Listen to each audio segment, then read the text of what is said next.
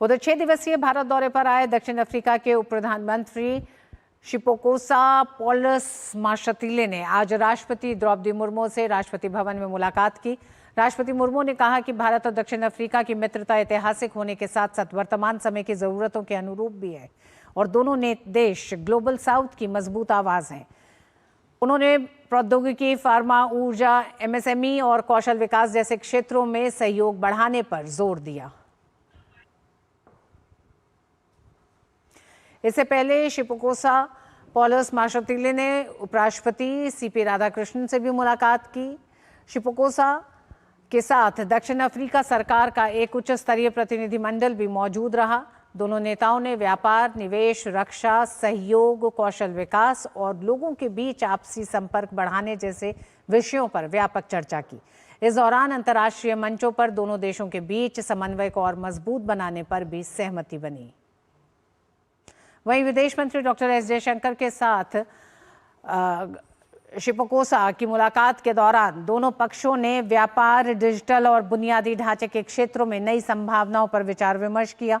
दोनों देशों ने अंतर्राष्ट्रीय मंचों पर समन्वय बढ़ाने और अपनी दीर्घकालिक रणनीतिक साझेदारी को और गहरा करने की प्रतिबद्धता भी दोहराई।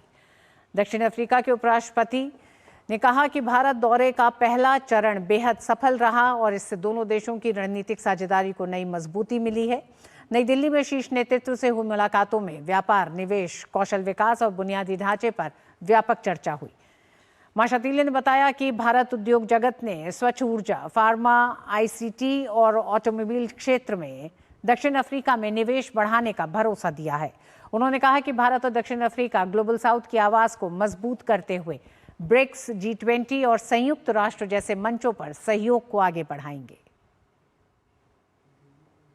Our meetings reaffirmed our historic common bond of cooperation and friendship between South Africa and India, and the deep cooperation in the area of trade diversification, investment promotions, skills development, and multilateral cooperation in such areas as BRICS, IPSA, the G20, and the United Nations.